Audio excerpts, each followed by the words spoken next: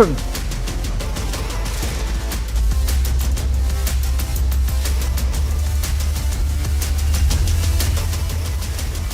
welcome friends. A food crisis, an economic crisis, hit by terror, and now petrol hitting almost 300 rupees a litre in Pakistan. The country is facing its biggest ever crisis. Can they come out of it? But then more importantly, how does it pan out for India? Here's why it's an unprecedented crisis that signals the end of Pakistan, and then I come back to debate. Food war to power cuts to terror attacks, Pakistan is crumbling. The talks with the IMF has hit a dead end, and in a bid to get IMF on board, Pakistan is hiking petrol prices. The already cash-strapped Pakistan government introduced a money bill in parliament to raise 170 billion rupees in taxes by June this year as part of conditions by the IMF to get the next tranche of an already agreed loan. But will it be enough? The end of Pakistan seems certain. Bureau Report, Republic TV.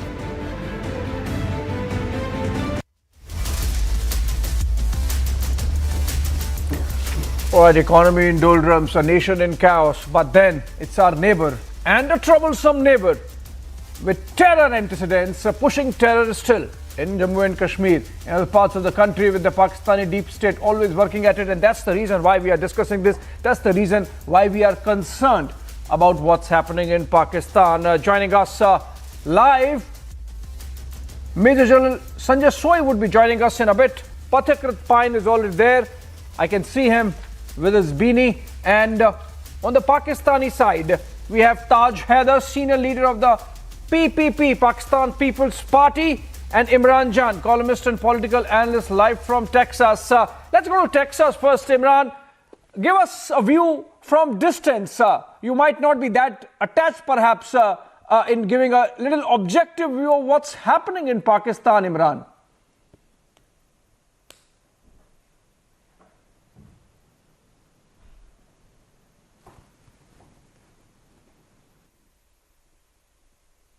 I do not know. There seems to be some audio issue there. Imran, can you hear me now? Can you unmute yourself? Yes, can you hear me now? I can hear you. My question was, well, thank with you. the benefit of distance that you have, Imran, give us an objective picture, objective view of what's happening in Pakistan. So I was there in Pakistan last week. I just came last week to Texas. Starting with what people feel here, the Pakistani American community, that is really a thriving community right here in Texas. Almost all, if not 100% of the people are with Imran Khan. And the current regime that is there, I'm sure you already know about them. The mess that is there in the country right now, you know, the rising prices, the inflation, the problems that the average Pakistanis are facing, and I stress on the word average Pakistani. What's Shehbaz Sharif doing as Prime Minister? Why has he gone to Turkey?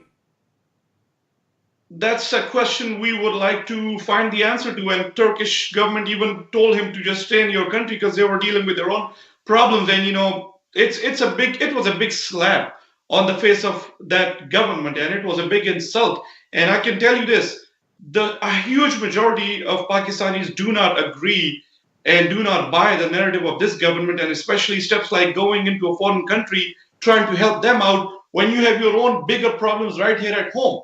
So people are really facing a lot of troubles, a lot of problems because of this imported regime. You seem to be giving Imran Khan view or the PTI view, Imran. Abhishek, let me say this.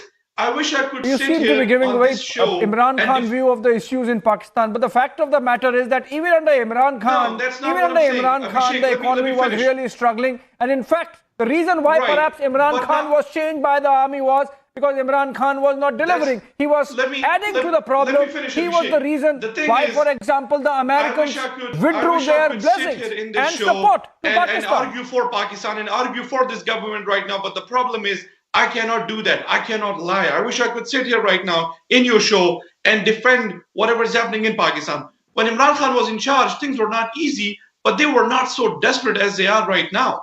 And no wonder India is happy. The Western world is not saying much. The Western media is almost completely quiet. No. We are not happy. We are concerned. And so, let me take this to Taj Haider. Of course, Let me it's take not this the to end for Taj Haider. Pakistan. Let me take this to Taj Haider. Let me take this to Taj Haider. Imran, hold on. There is someone from Pakistan to respond to the charge you are making. You know, the situation is worse under the present government, of which Taj Haider is part, Pakistan People's Party is part of. Mr. Haider, you think that They are the biggest crooks. the reason why Pakistan is struggling is because Imran Khan is not the prime minister of the country anymore.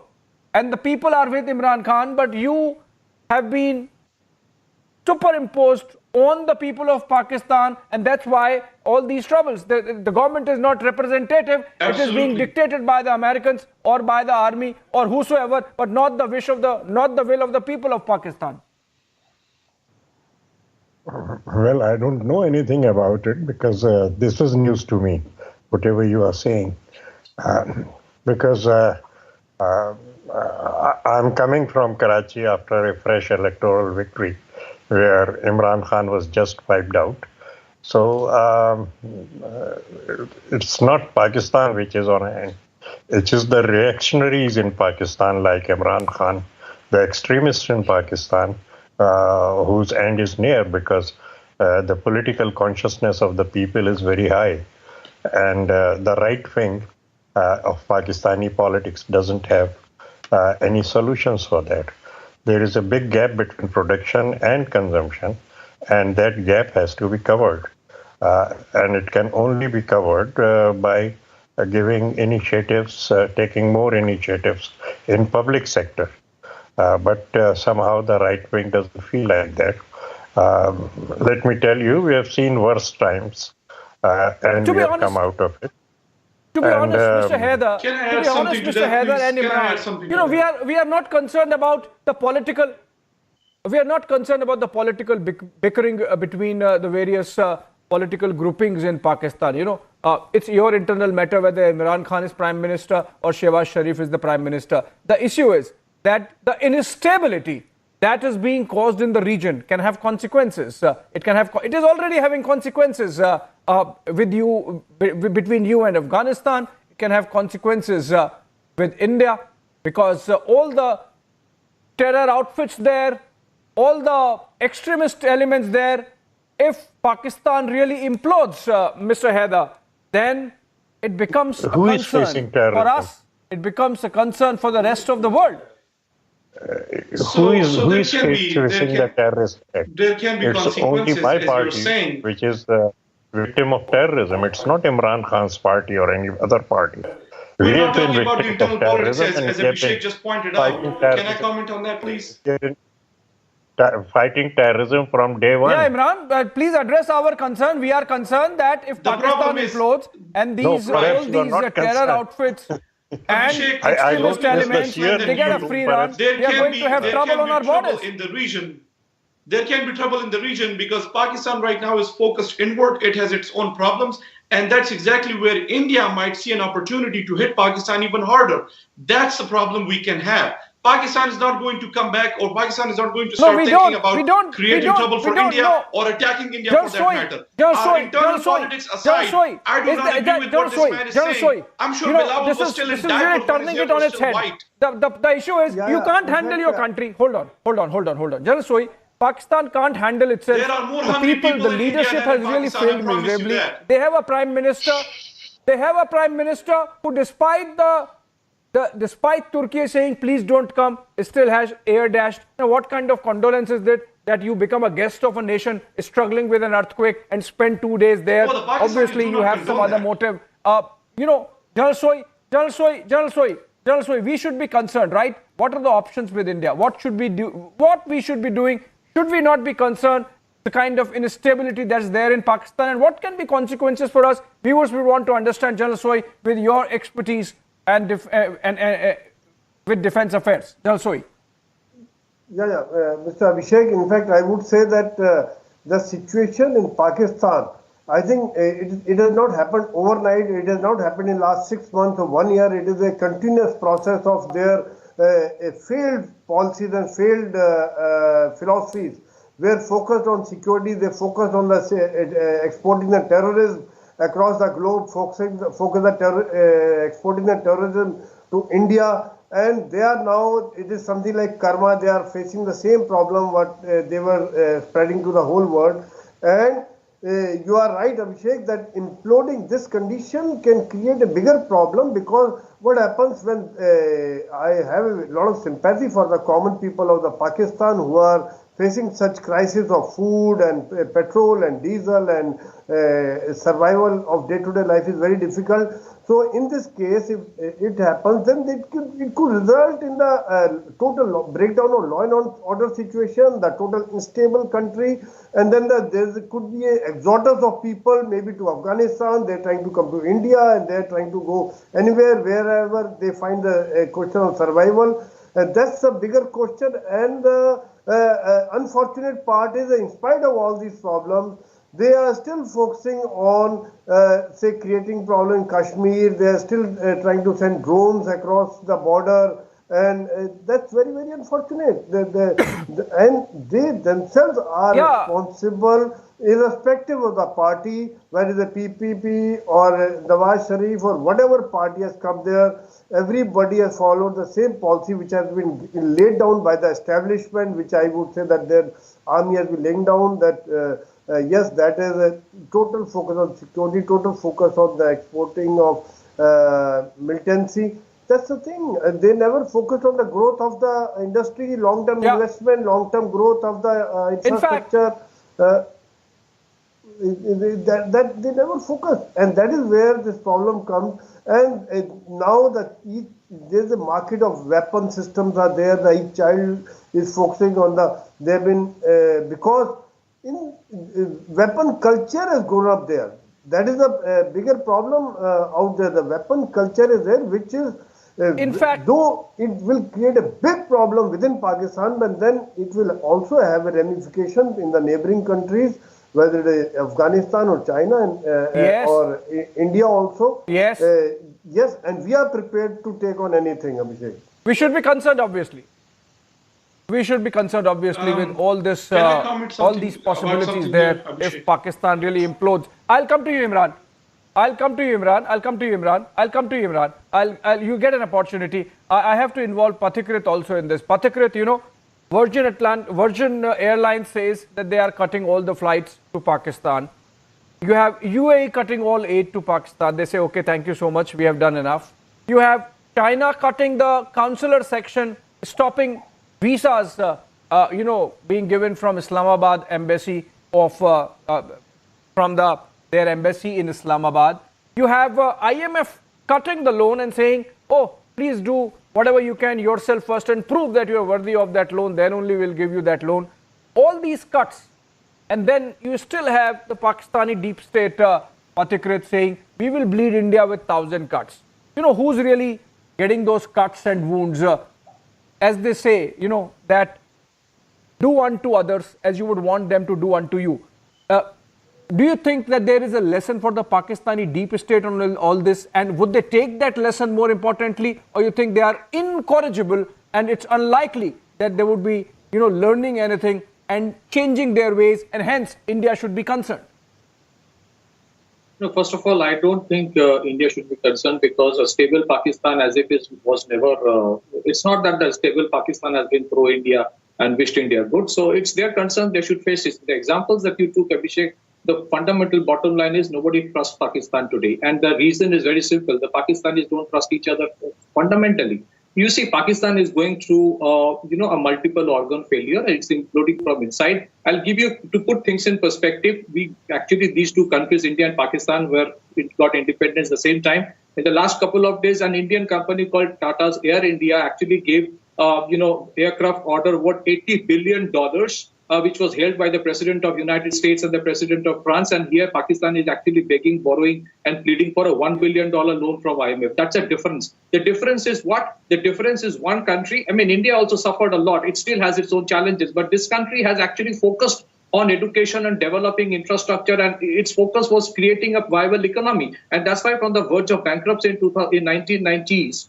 to today to become the 5th largest economy of the world, it's a huge achievement. So this is something which the Pakistanis could have emulated from us, but they did not emulate. This was a country which was actually, they fed on hatred, and that hatred is today acting as a Frankenstein. They have started hating each other so much There is sectarian violence, ethnic violence, terrorism is becoming up, imploding from inside. So Pakistanis must understand what is the problem. Second thing, it's important to understand there is no country in the world which has taken loan from IMF 21 times, $31 billion in total, and still today they don't have a plan as to how they would make the economy viable. Frankly speaking, Abhishek, Pakistan was never a viable economy. It has always depended and got bailed out by the loans and the money they got from the Americans, first to create terrorists and then to fight the terrorists. Today that money has got dried down, and that's the reason they have a problem. They have a problem because they import everything they use. They don't actually manufacture anything within their country. They want the trade to happen with India simply because most of the drugs and medicines they use actually come from India, go via Dubai into Pakistan. So the reality is this: till the time Pakistan is dependent on hatred and the deep state keeps on feeding on the hatred, that hatred will keep on destructing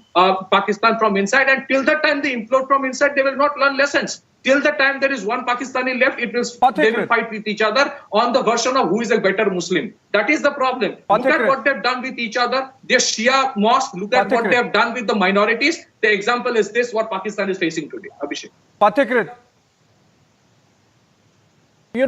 since you mentioned that aircraft deal, I have to add there, and for the benefit of Imran and Taj Haider Saab, the fact of the matter is not $80 billion, including maintenance and life cycle cost. It's about $150 billion. That's about the 500 aircraft. In fact, today they have said that they would buy maybe 300, 340 more. That takes the total deal of Air India buying those aircrafts from Boeing and Airbus to about $200 billion, Pathikrit. And, just to give you an idea, Imran, what is $200 billion? Just one deal by a private airline company of India. That's about 2/3 of the Pakistani GDP as of today. That's the kind of scale, the difference in scale that we have. Pathikrit said that we invested in education and infrastructure. Pakistan did not. Taj Haider Saab, you also invested in education and infrastructure. But unfortunately, you invested in education of terrorists. You invested in infrastructure of creating those terror launch pads because you're so obsessed with Kashmir that you are forgetting that if you don't survive as a nation, no Kashmiri would want to even talk to you, Taj Haider Saab. Thank you very much. Well, thank you for your concern, but I'm afraid your happiness is very short-lived. And as I said, I'm not happy. I'm not happy. I'm concerned. You are not. Simply, you are I think we are indifferent towards Pakistan. Please understand. We are indifferent towards Pakistan. I've been listening this narrative. We are indifferent towards Pakistan, sir. We are not bothered about your country. You can bother. You can keep on destroying it. When you were speaking, we were not saying anything. Can we please speak? Hold on. Pathikrit, hold on. I will come to you, Imran. Taj Haider is speaking. I'll come to you. Let's have some decency here. Let's have some. Go ahead, Taj Haider Saab, go ahead. It should not drive you to that level. And when the problem with prejudice. No prejudice. I just said we are concerned. Please go ahead. The problem with prejudice is that it stops your brain from thinking objectively. And I'm surprised at your lack of knowledge. We are very objective, and why should we not have prejudice? By the way, why should we not have prejudice, Taj Haider? Mr. Haider, we marked anniversary of Pulwama terror attack just 2 days back. It was day before yesterday. Your terror machine chooses Valentine's Day to carry out the most dastardly attack, killing 40 of our soldiers who were on duty. I think, and we have Fawad Chaudhry, for example, in the Pakistani National Assembly saying, we taught India a lesson in Pulwama. You are owning it up. You are saying, no, we don't do it. Your minister of that time in the government, on the floor of the house, says that we did it, and you had those Pakistani parliamentarians thumping their desks. What are you saying? That we should be objective, we shouldn't be, we shouldn't be biased, we shouldn't be affected by these things? Well, it's Mr. Fawad Chaudhry, not anybody from Pakistan People's Party. You cannot ignore the polarization in Pakistan between two ideas. One is socialism and secularism. The other is right-wing politics, which is extremist politics. And we are facing the brunt of extremism in a much more bigger way, in a much bigger way than anybody else. I mean, I personally have had 3 murder attempts on myself, and we have lost so many people who belong to our party. So the struggle is going on between the left wing, between the progressives and the extremists within Pakistan. And this struggle has raised the political consciousness of the people of Pakistan. This consciousness is irreversible. Our girls are getting education, they are organizing themselves, and they are going out of their houses. Imran, and this consciousness also is a very Imran, positive point. what you said stands on its head. Mr. Haider says that you represent the extremist fringe, right-wing extremist fringe, and that you don't represent the sentiment on the ground in Pakistan at all. Right. But I'm not concerned. I'm not concerned. My concern is an imploding Pakistan. An imploding Pakistan is not what we want in our neighborhood. Shouting more than you're saying anything meaningful. Let me say this. I sit here and listen to this nonsense, and I'm thinking, you know what? You don't need a Pakistani side to counter your arguments because you guys are debating with each other, the Indian side. I'm talking about the Indian side, sir. I'm talking about the Indian side. Did you say Taj Haider is talking nonsense? Listen, Abhishek. The Indian side is saying no. Mr. Taj Haider has said something about you. I have not said anything. I'm talking about the Indian panel. Listen to me, Abhishek. You guys are saying Pakistan is imploding. Okay. You guys are saying Pakistan is under threat, and you guys are saying the instability will create problems for us. And then you say they cannot do anything. We can fight them back. Nobody trusts Pakistan. And then you say, well, Pakistan has taken the most loans from IMF. Which is it? Is it trust or is it no trust? You guys are killing your own arguments. And you are saying India is such a great country and so much money has come into it. I think, Imran, the loan that Pathikrit was talking about was over a period of a decade and a half. Billionaires and now everyone has realized that Pakistan's economies. That's what you should be focused on. And right here in Texas, where I am, I have we know how to handle our problems, Imran. We know how to handle our problems. If India was such a beautiful country, why are so many Indians leaving that country? Why are they ending up right here in the United States looking for jobs, literally begging for jobs? I mean, come on, guys. Don't make fools out of yourselves. Oh, Irhan, since you are in the United States, who's heading Google, Who's heading Google, Who's heading Microsoft, 2 Indians are heading those corporations. Not a Pakistani, it's not possible for a Pakistani to even dream what Indians in the United States purely on merit have achieved. I think, Imran, I wish you were a little more honest. By the way, Google and Microsoft being run by Indians, and the next 2 big corporations, Apple and Meta, they have their biggest markets in India. Imran, you don't even exist when it comes to being of consequence in the global committee of nations. I wish you were a little more honest. General Soi, Pathikrit has a different view. Pathikrit says that we shouldn't be concerned even if Pakistan implodes. But I believe that we should be concerned. General Soi, what are the options that India has? In fact, Abhishek, I would say that it's very, very unfortunate thing that in the state in which Pakistan is today, I would say both Imran and Haider, if you look back, I think Mr. Imran would remember that in 1947, what Pakistan was. What was the condition? I mean, it was one of the education hub, the people most educated, the Punjab, Lahore University. I mean, there was a huge demand for Pakistani people across the globe, in the Middle East, in the West, the doctors, engineers, even soldiers were going everywhere. I mean, there is a great respect. And where you are today, I mean, you have to do the introspection. You have to think of what has happened. Why we have reached this condition. What is the reason? Is it everybody ultimately because of the thought process of the hatred which is there? Because had you been friendly with us, had you been friendly with India, things would have been different. Both would have grown much faster, and you would have definitely been like something like, I would say, Singapore or Japan. And we would love to see Pakistan like that. That is where I feel sad for the awam of Pakistan, sad for the people of Pakistan.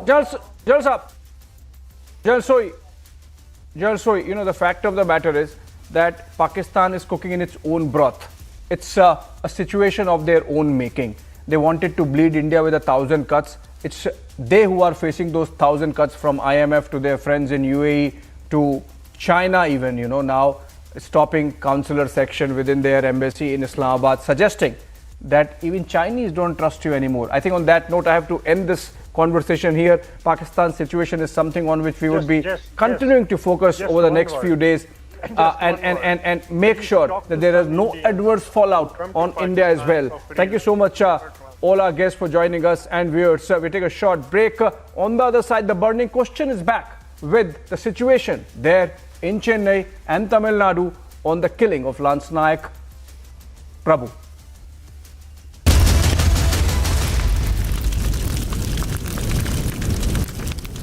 QS and THE, the world's foremost university rankings organizations, have ranked Amity amongst the top 3% universities globally, making it among the very few Indian universities to be included in both rankings. Yet another top ranking for Amity University.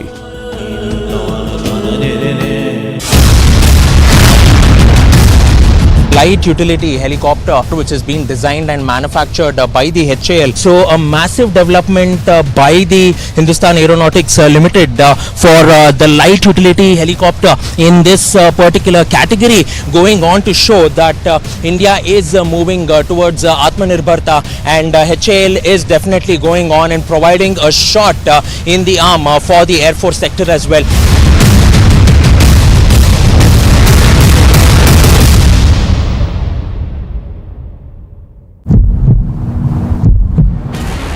Kashmiri Pandits are staging protests here in Jammu, demanding the release of their salaries and also the security in the Kashmir Valley. They are saying till the time that the security is not restored, they won't be going back to the Kashmir Valley. But the Jammu and Kashmir police has imposed section 144 in the area, and they have been asked to move away from the area. The protesters have been detained by the Jammu and Kashmir police after several warnings that were given to the Kashmiri Pandits.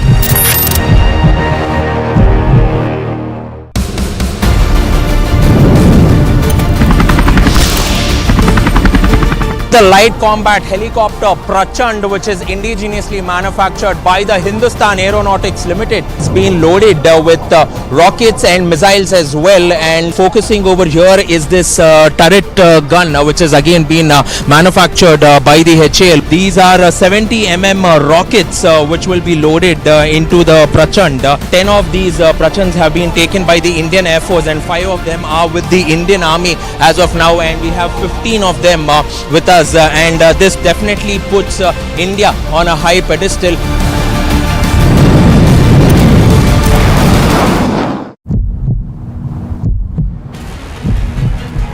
सेना के कुछ नेता BBC दफ्तर के बाहर ये लोग banner poster लेकर पहुंचे हुए हैं और लगातार बीबीसी का विरोध ये कर रखे हैं। बीबीसी को लेकर लगातार नारेबाजी इनके द्वारा की जा रही है। और ये देखिए, पुलिस जो है अब इनके बैनर पोस्टर लेकर यहाँ से इन्हें हटाने की कोशिश कर रही है। तस्वीरें आप देख लीजिए, और अब पुलिस ने इनसे बैनर पोस्टर ले लिए हैं और यहाँ से इन्हें हटाने की कार्रवाई लगातार चल रही है।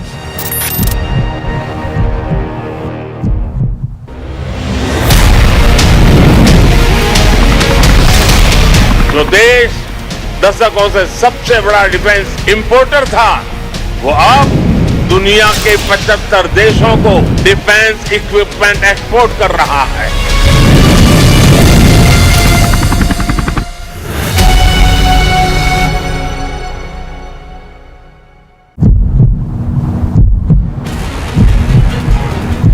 Why, sir? But why? No, I don't. Will speak, sir. No, I won't speak. About your statement. No, I won't speak. That you made yesterday. No, I don't want to speak. Go, please. I don't want to speak. What's wrong in that? I don't want to speak. That's all. Why do you want to force me? No, yeah, I'm not forcing you. I'm Yes, just you're asking telling you. me to speak. No, no.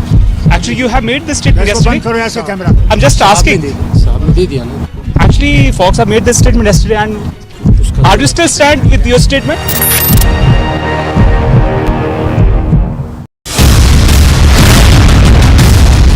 light utility helicopter which is being designed and manufactured by the HAL. So a massive development by the Hindustan Aeronautics Limited for the light utility helicopter in this particular category, going on to show that India is moving towards Atmanirbharta, and HAL is definitely going on and providing a shot in the arm for the Air Force sector as well.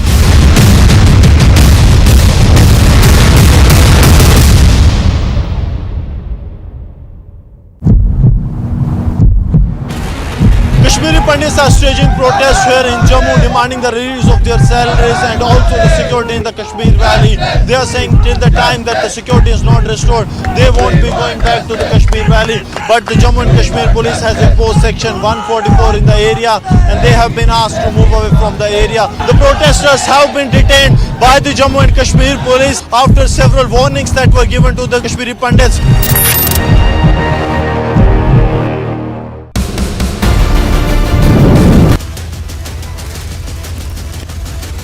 Trending burning question, powered by XUV400 and Cool Fans.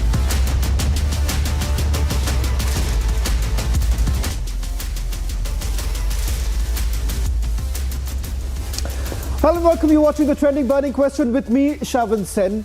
It's turning out to become extremely embarrassing for the Kerala Chief Minister.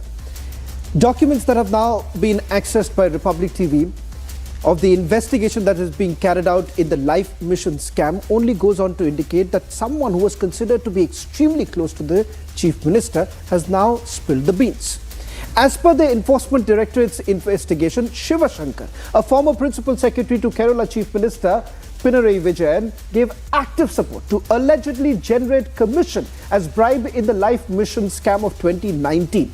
So does the buck stop at the CMO in this big scam in Kerala? The question here is that, was the Chief Minister really aware of what was actually happening?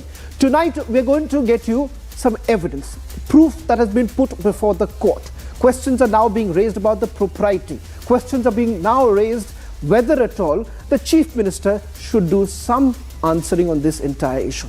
Take a look at this report and then we debate.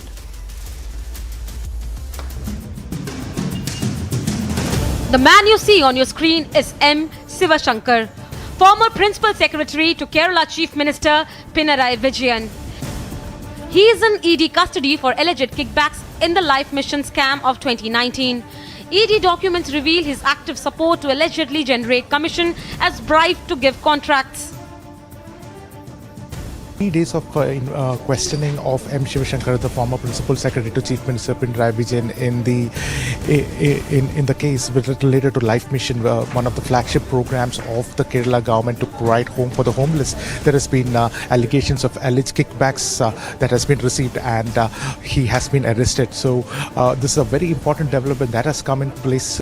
The WhatsApp chats part of investigation show how there was an attempt to make Swapna Suresh the fall guy. Very happy to cooperate with them anytime, 24/7, to bring out the right or the big fishes behind the scam. This doesn't end with Shiv Shankar sir alone. I would like to request the Enforcement Directorate authorities to probe into or to intervene more deep into the entire scam or the case. The corruption charge at CMO doorstep has triggered a political storm. Swapna Suresh, she told that it's a beneficiary, not Shiva Shankar, family of CM. Whole family is the beneficiary. Former aide of Chief Minister is under arrest. Where does the buck stop? Bureau Report, Republic TV. Joining us on the Trending Burning Question tonight, our advocate P. Krishnadas, spokesperson of the Kerala BJP. Joining us from Kochi, Rajesh Pillai, journalist, joining us from Trivandrum. On the other side, Dr. Suman C. Rawat, political analyst, joining us from Chennai, and Rahul Ishwar, activist, joining us from Trivandrum. Opening up the debate tonight, Rahul Ishwar and advocate P. Krishnadas. Rahul Ishwar, I'm just reproducing what has already been produced before the court. It's not what I am claiming.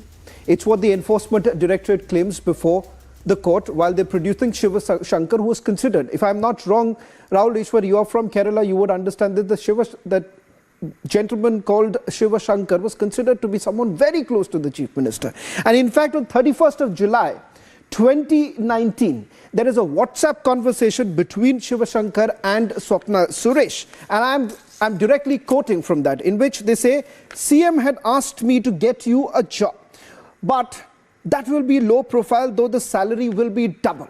Now that's what Shiva Shankar tells another accused, in this particular case, Swapna Suresh. Tell me now, Rahul Ishwar, wouldn't it be appropriate for the Chief Minister to come clean rather than simply saying that, this comes from a discredit? When Swapna Suresh was making those allegations, the Kerala Chief Minister, the party in itself had indicated that she is discredited. You can't really go by what Swapna Suresh says. Fair enough. Now Shiva Shankar is saying that this is from Shiva Shankar's WhatsApp messages. What do you have to say about that? Two submissions. One, I know I don't like Sri Pinarayi Vijayan at all. I am against him. I have fought him and even quoted arrest while fighting against his policy. But having said that, there doesn't seem to be much merit in Swapna Suresh's allegation. There were similar allegations earlier by Sarita than Swapna. These allegations are personal in nature, vindictive, unnecessarily dragging in CM's family and unnecessarily targeting even his daughter and wife. This doesn't fit our political dharma or political culture. These are allegations that need to be proved, but I don't think anything fresh has been revealed or fresh allegation has come. So now Suresh has been raising this allegation, and Mr. Shiva Shankar, who is a very well respected person in Kerala. So there may be some allegations, but having said that, I don't think there is much substance to it. There is yet to prove. All the allegations are from Swapna, and Swapna's allegations are quoted as important things. And even this chat doesn't prove much. See, the whole thing is that Unitech got funds from Red Crescent in UAE to build something, and they offered a kickback. Kerala government has very limited role in it. So, beyond politics, we shouldn't target our IAS, IPS officers. We shouldn't target any government officer for that matter. So, I hope there will be some kind of political sensibility in it rather than going for some kind of a political witch hunt. Okay, let me settle this with Krishna Das of the BJP. Mr. Krishna Das, the fact of the matter is that the BJP is now going to the town simply saying that, the information that has been given by Swapna Suresh to the Enforcement Directorate is almost like the gospel truth. Can you really believe what Swapna Suresh is saying? Because at the end of the day, it does seem that she has some axe to grind, and that is the reason why the names are being dropped. I'm given to understand in an interview that she gave to us just yesterday, she's dropped more names. Can you simply discredit a sitting Chief Minister on the basis of an allegation that has been made by an accused? This is not a simple allegation. The question is whether there is any material to prove that, or whether the Chief Minister is as part of the conspiracy regarding the corruption or receiving money or something like that from Unitech or some other agency who is under the process of building the Life Mission buildings. The question is whether the investigation agency of the state government has any information regarding this corruption charges. State government already given charge to the investigation agency of the state government. They also found that there are 3 crores of rupees has been either given or received by the persons, those who are involved in this issue. And they have received money also. That was the finding of the investigation agency of the Kerala government also. So there is no question of allegation. There are materials. Mr. Krishnadas, it may be the findings. Mr. Krishnadas, just a quick point here. You're coming to the conclusion on the basis of what the investigation has been carried out. It's still at a preliminary stage. This has been in the remand note. Can you simply, on the basis of what the accused are saying, take them on face value? Because what is the corroborative evidence? But coming back to the other point, are you basically training the guns at the Chief Minister simply through what the ED is saying? Is that all that you have with you right now? That's why I told you, this is not the allegation regarding the investigation of the ED. It is the finding of the Vigilance Department of the state government. So there is no question of any disbelief or belief regarding the corruption charges or the receipt of money. There are charges by the Vigilance Department of the state government itself. It is under the Department of the Chief Minister itself. They found that there are 3 crores of rupees has been either given or received by the appropriate persons, those who are involved in these charges. So there is no question of allegation. There are findings by the state government agency itself. So I believe that ED is not only going to the you're saying that allegations, but going to the... Okay, so you are saying, Mr. Krishnadas, that since there is a state agency that is also looking into it and there have been allegations that have been leveled against him, we should simply go by it.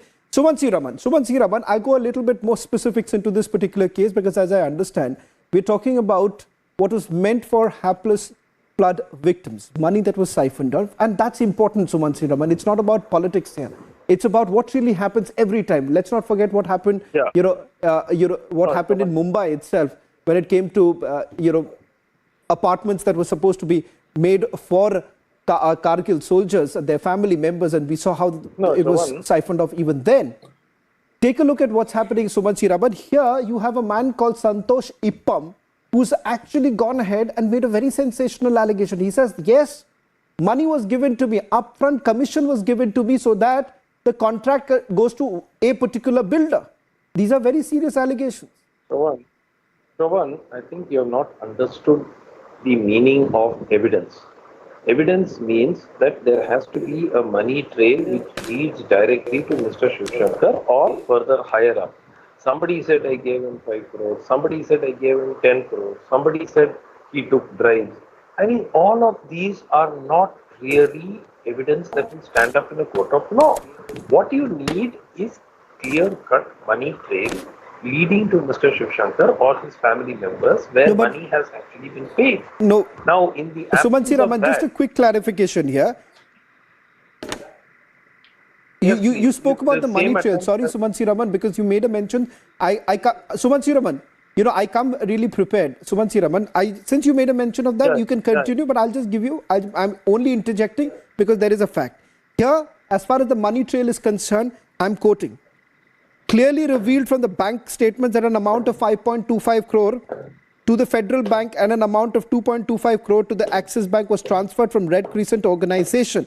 The same amount was subsequently withdrawn by Santosh Ippam. I've just put out details of the money. Sorry, sir. Now Sir, we are talking about Mr. Shiv Shankar. We are not talking about Santosh Ippam. The question is, you need to show money having gone to Mr. Shiv Shankar, not to Mr. Santosh Ippam. I don't understand this logic at all.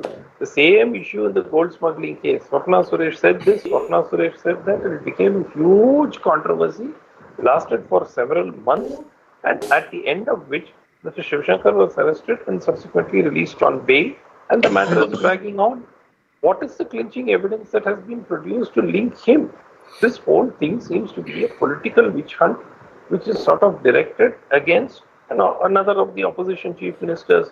It is not new. We have seen what happened in Bengal with Partha Chatterjee, and they said, no, actually Partha Chatterjee is nothing but, a proxy for Mamata Banerjee. So this is a standard, strategy that we're seeing in many states. And here we are seeing it with Mr. Shiv Shankar, former Principal Secretary of Pinarayi Vijayan. Okay, Sumansi Raman, you have all rights to raise questions about whether at all we should jump the gun, and perhaps this is a question I also asked Mr. Krishnadas a short while back. Rajesh Pillai, I want you to come in right now. When it comes to the Chief Minister, who's always had this image or has always portrayed that, look here, a very clean Chief Minister, no allegations ever sticks to me. If that's the case, wouldn't it be really appropriate for the Chief Minister to actually distance himself from these very IS officers who are now making direct allegations against their bosses? That's exactly the point. That is what I was also thinking while others spoke. Actually, I am really surprised to see Rahul Ishwar talking about political dharma and all. Actually, in this case, his arguments are very weak because actual political dharma should have been really bringing Shiva Shankar. The moment these allegations came, he should have actually told, yes, he was my principal secretary. Actually, he was one of the most powerful bureaucrats in the state. So naturally, the chief minister should have been very angry because that man has misused his position and has put the chief minister and his office and even family members into trouble. So actually, he should have said, yes, you carry on with the investigation and let us find out the truth. That is what the political dharma should have been. That is what political dharma is all about. But what the chief minister did, he tried to stall the investigation at every point. This is not just about life mission. Let me tell you that also. This is about a big nexus. They have been doing so many things together, and life mission case is just one of them. Actually, for an investigating agency, this is one case which is crystal clear and easy to prove. There are other cases also. So this nexus is more important. And as someone said, personal relations are base of it. Yes, personal relations are there. No one is talking about all the IAS officers or saying that all the IAS officers are corrupt, or no one is targeting the IAS officers, or not even the political leaders.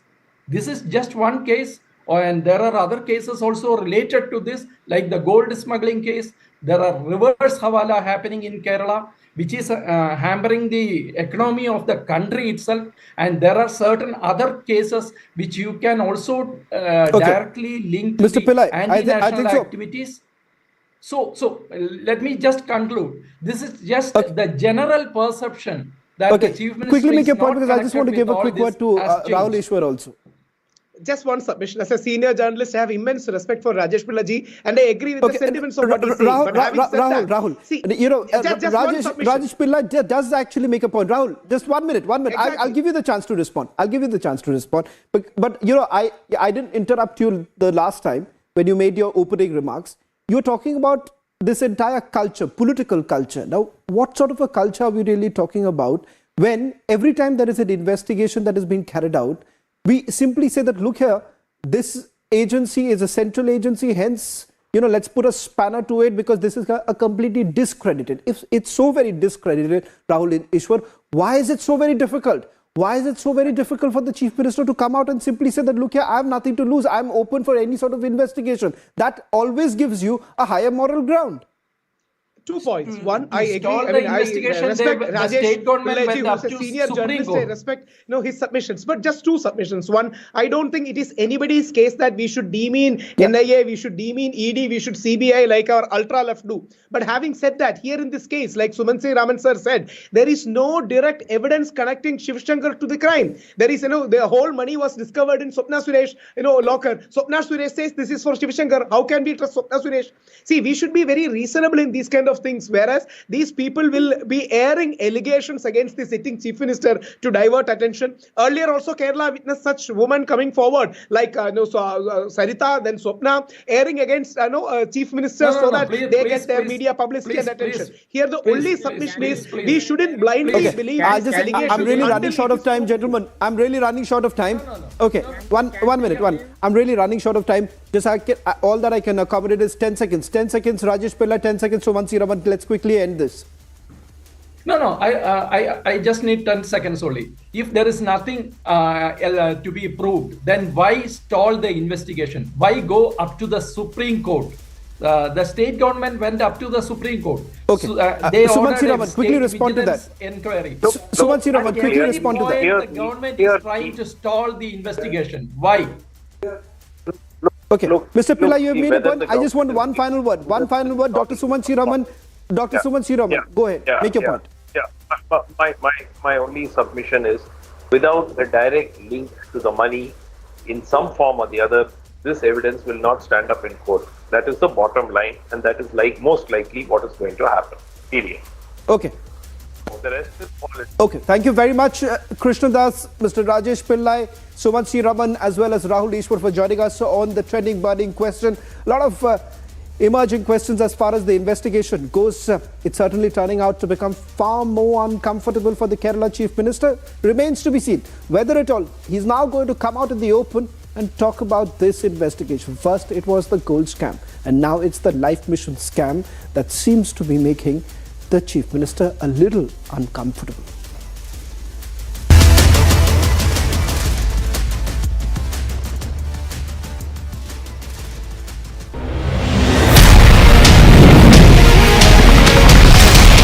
जो देश दशकों से सबसे बड़ा defence importer था, वो अब दुनिया के 75 देशों को डिफेंस इक्विपमेंट एक्सपोर्ट कर रहा है।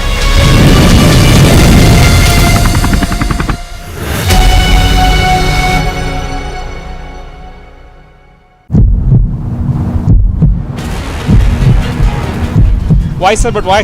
No, I don't. We'll speak, sir. No, I won't. About your statement. No, I won't. That you made yesterday. No, I don't want to speak. Go, please. I don't want to speak. What's wrong in that? I don't want to speak. That's all. Why do you want to force me? No, yeah, I'm not forcing you. I'm Yes, just you're telling asking me you. to speak. No, no. Actually, you have made this statement Let's go yesterday. back for camera. I'm just asking. Actually, folks have made this statement yesterday, and are you still stand with your statement?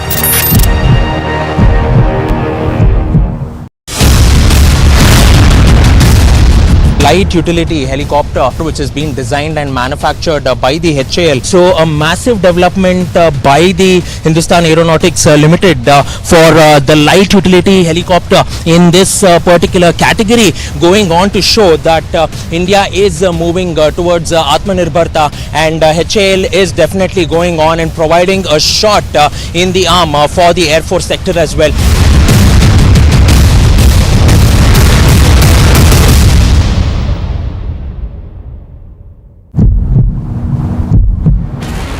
Kashmiri Pandits are staging protests here in Jammu, demanding the release of their salaries and also the security in the Kashmir Valley. They are saying till the time that the security is not restored, they won't be going back to the Kashmir Valley. But the Jammu and Kashmir police has imposed section 144 in the area, and they have been asked to move away from the area. The protesters have been detained by the Jammu and Kashmir police after several warnings that were given to the Kashmiri Pandits.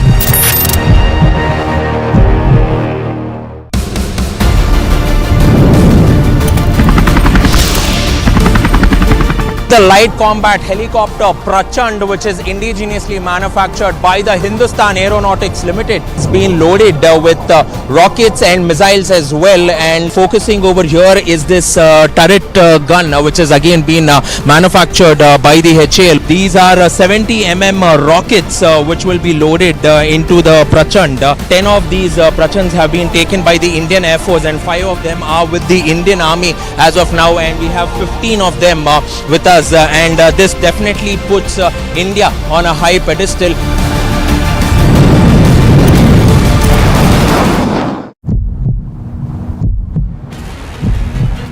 Hindu सेना के कुछ नेता BBC दफ्तर के बाहर ये लोग banner poster लेकर पहुंचे हुए हैं और लगातार बीबीसी का विरोध ये कर रखे हैं। बीबीसी को लेकर लगातार नारेबाजी इनके द्वारा की जा रही है। और ये देखिए पुलिस जो है अब इनके बैनर पोस्टर लेकर यहाँ से इन्हें हटाने की कोशिश कर रही है। तस्वीरें आप देख लीजिए। और अब पुलिस ने इनसे बैनर पोस्टर ले लिए हैं और यहाँ से इन्हें हटाने की कार्रवाई लगातार चल रही है।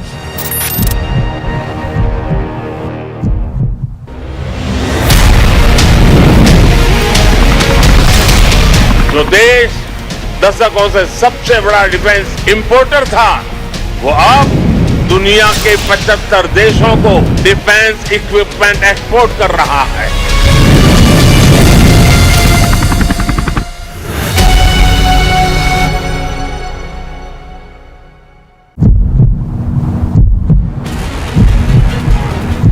Why, sir? But why? No, I don't.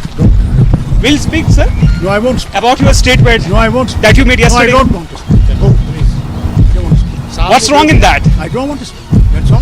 Why do you want to force me? No, yeah, I'm not forcing you. I'm Yes, just you're asking telling you. me to speak. I No, don't no. Actually, you have made this statement Let's go yesterday. back for camera. I'm just asking. Actually, folks have made this statement yesterday, and are you still stand with your statement?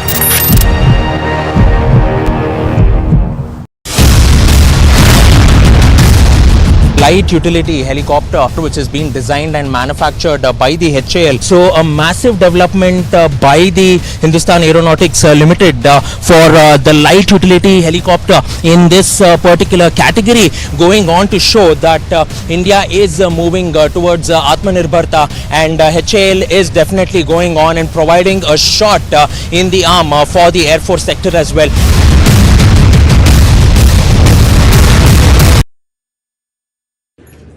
उस समय भारत के 70 million hectare कृषि भूमि में से 22 hectare भूमि पाकिस्तान में थी। ये भारत का वो भाग था जिसे हम ग्रेनरी ऑफ इंडिया कहते हैं, जहां सबसे अधिक मात्रा में अनाज पैदा होता था।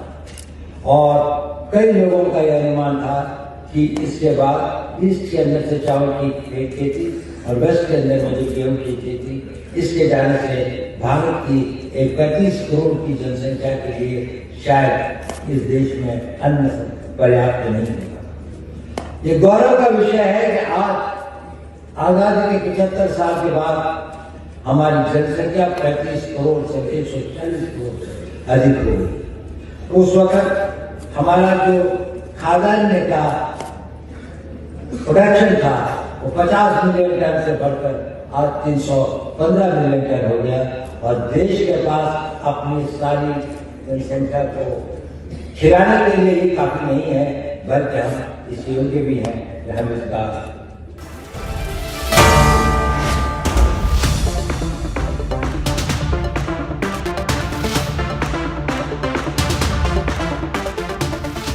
आग को फैलने से रोकना मुश्किल है पर नामुमकिन नहीं। अब फायरवॉल टेक्नोलॉजी के साथ सेंचुरी प्लाइड क्लब प्राइम आग से बचाए। QS&T achieved the world's foremost university rankings. Organizations have ranked Amity amongst the top 3% universities globally, making it among the very few Indian universities to be included in both rankings. Yet another top ranking for Amity University. आग को फैलने से रोकना मुश्किल है पर नामुमकिन नहीं। अब फायरवॉल टेक्नोलॉजी के साथ सेंचुरी प्लाइड क्लब प्राइम आग से बचाए।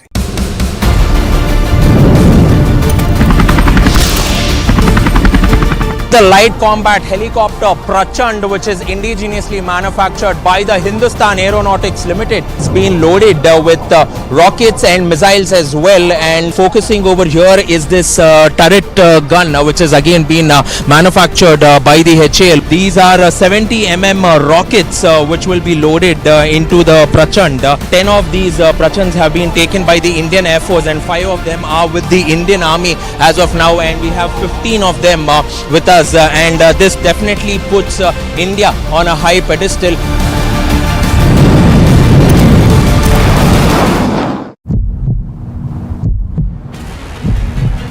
हिंदू सेना के कुछ नेता बीबीसी दफ्तर के बाहर ये लोग बैनर पोस्टर लेकर पहुंचे हुए हैं और लगातार बीबीसी का विरोध ये कर रखे हैं। बीबीसी को लेकर लगातार नारेबाजी इनके द्वारा की जा रही है।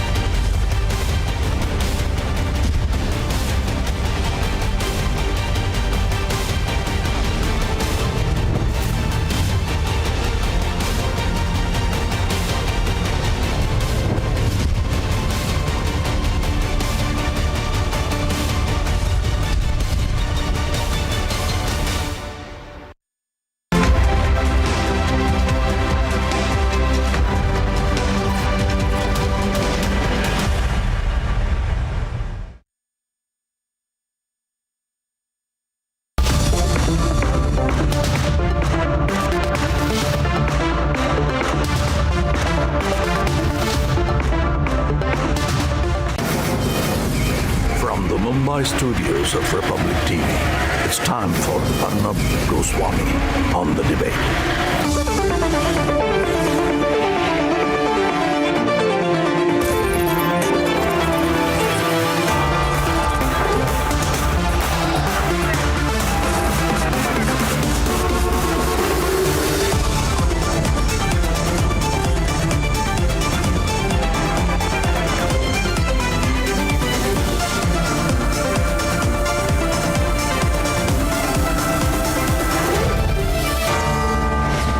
Arnab Goswami on The Debate at 9. Presented by Amity University. Powered by RP Sanjeev Goenka Group, Century Ply and Panasonic.